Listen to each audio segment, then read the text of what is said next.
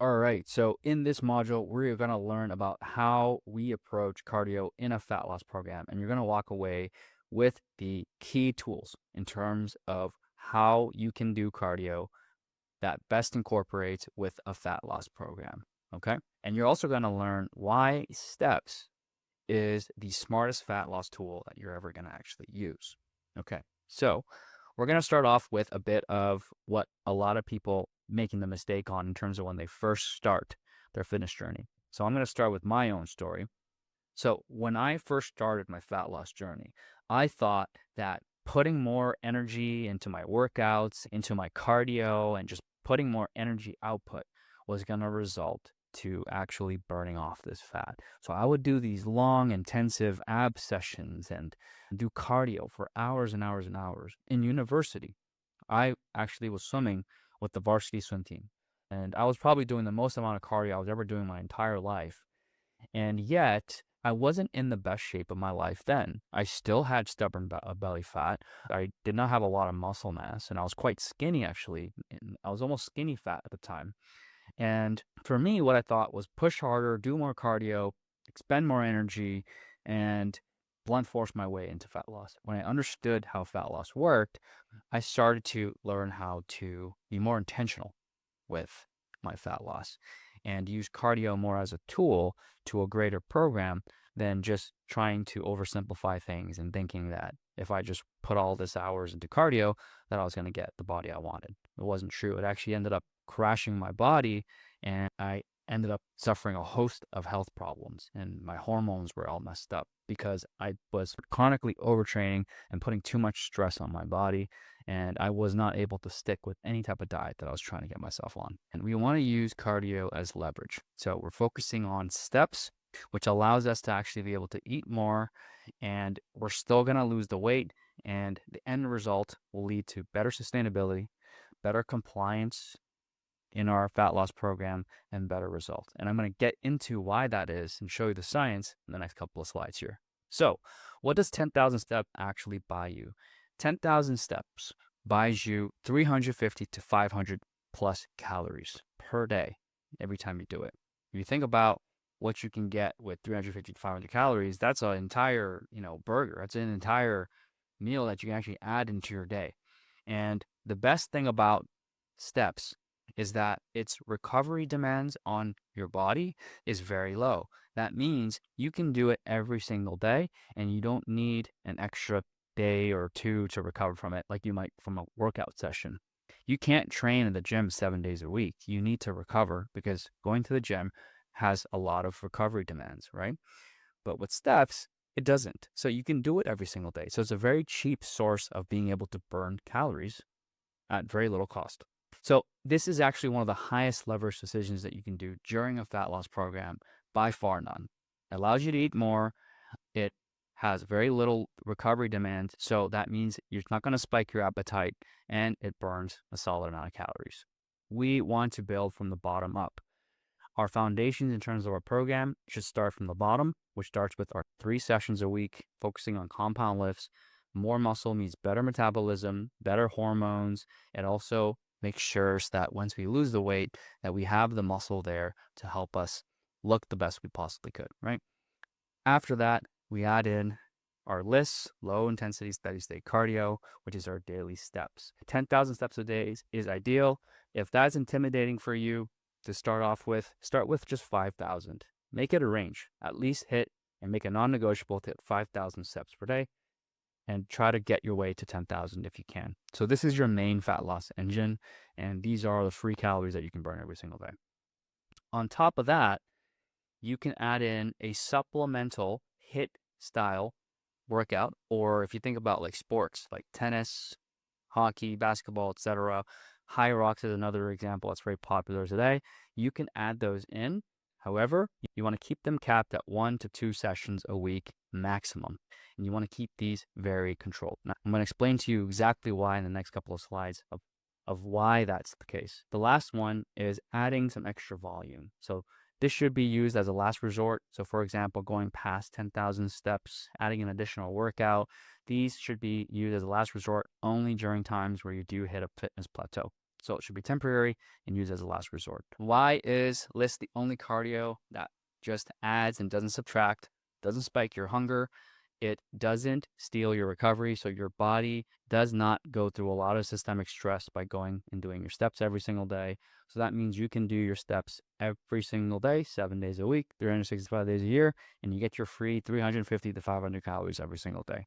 3, it doesn't elevate your cortisol like gym sessions might do or high intensity interval training might do. So it really is overall just a great source of being able to burn calories with little cost to it.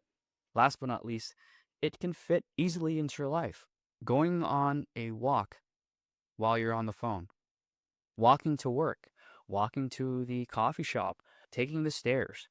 These things that you can habit stack, even just walking on a treadmill while watching your favorite show, habit stacking those two things are low friction ways where it can incorporate into your life where you don't have to be allocating this separate time to do your cardio. You can do these things naturally. So, just give you an idea of how these 10,000 steps can add up. When you first thing in the morning, you can take a quick morning walk outside, and that sets your circadian rhythm, and that already gives you about 1,500 steps. Every single meal. So post meal, just go for a quick walk, 10 minutes after lunch and dinner, improves digestion as well, and it gives you an extra couple thousand steps. Whenever you have phone calls and meetings that don't involve actually you being in front of a camera, you can do your walks.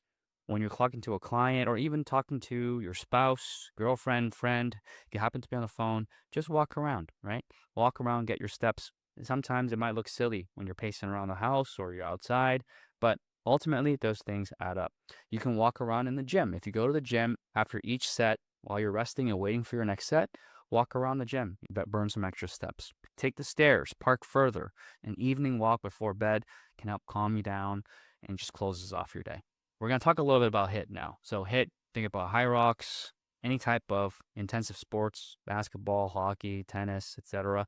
They can burn a lot of calories in a short amount of time, and it's fun to do. So these are all the positives behind it, and it's great to add in, especially during a cut, to burn those extra calories. Now, this is the part where a lot of people miss. You do pay the price for doing HIIT. That same session is going to demand a 24-hour recovery time, which is going to cause a spike of hunger. You may end up eating back some of those calories, and it adds additional stress to your body, unlike walking or steps. And so it's almost like doing another workout.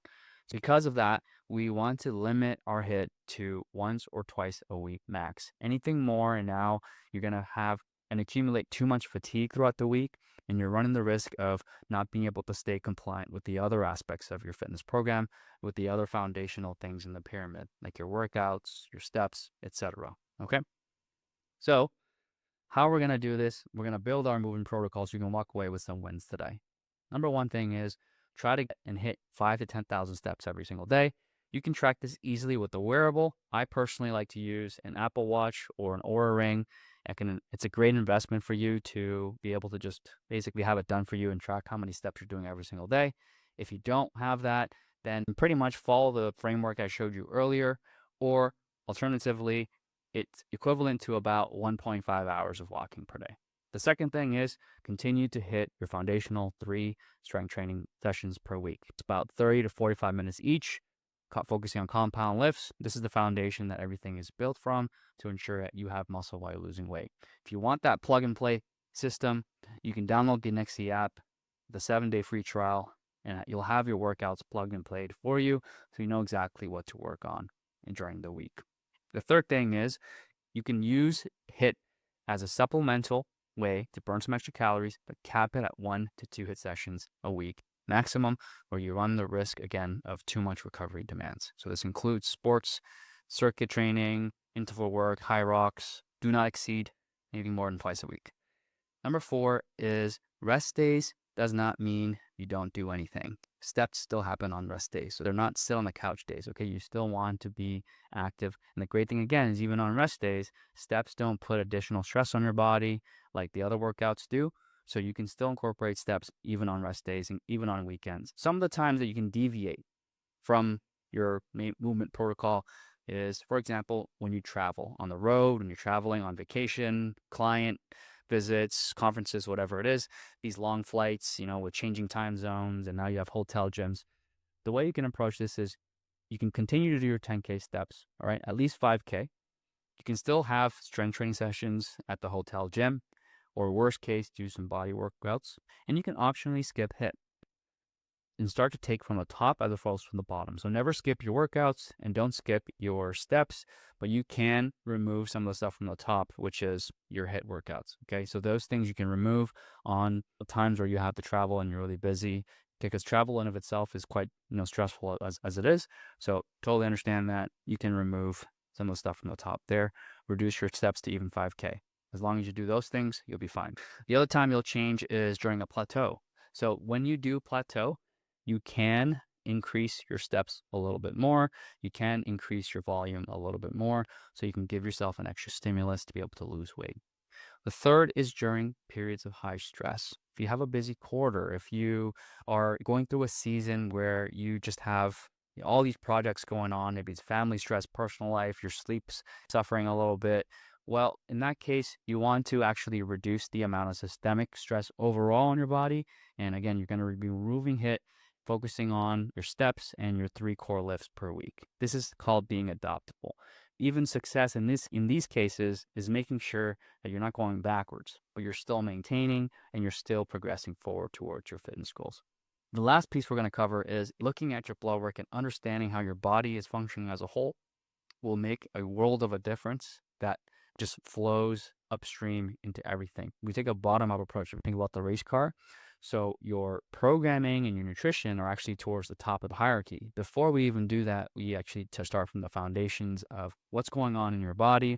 Is your body prepped and ready to actually handle the demands of a fitness program and nutrition program? This week, this month, you can start now.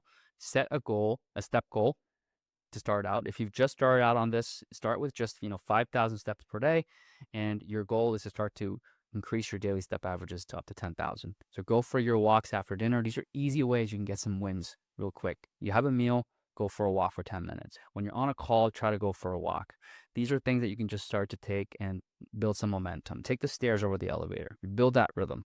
Now, you want to continue to stay compliant with your 3 workout sessions and start with just even 1 HIIT workout a week at most. Cap it at once a week. Then you can maybe bump it up to 2 times if you need to. Make sure you track recovery and hunger. This is key to tell you if you're overtraining and putting in too much work with HIIT. So you always got to be adjusting and adaptable with this. If you do plateau, in that case, as a last resort, you can add in some extra steps. Maybe add in 1 more HIIT session. If you happen to be doing 1, you'll do 2. And make sure you always do your blood work, because your blood work will tell you the most honest story as far as how well your body is functioning. If you do need help with interpreting your blood work, check out the other module in terms of the 5 biomarkers that I have in my other lesson. Or alternatively, if you want it done for you and someone to actually coach you, you can book a personal call with me and we can go over your actual strategy plan and see what's going on under the hood for you. So the 5 things you're going to take is steps is not a fitness goal. It is actually a calorie budget strategy. So you want to treat it that way. It's a great tool to use. And it's one of the 4 principal foundational tools that we use in NEXI to get you into the best shape possible without it feeling like a diet and having to, over aggressively diet you into a deficit. We use HIIT strategically because it has high recovery demands. Number 4, we work and build from the foundations from the bottom up. In the case of programming, the first thing is making sure you have your workouts, your strength, your 3 lifts per week, then your steps, then your HIIT, then some additional volume as needed. And we're going to also detract as needed depending on what's going on in your life.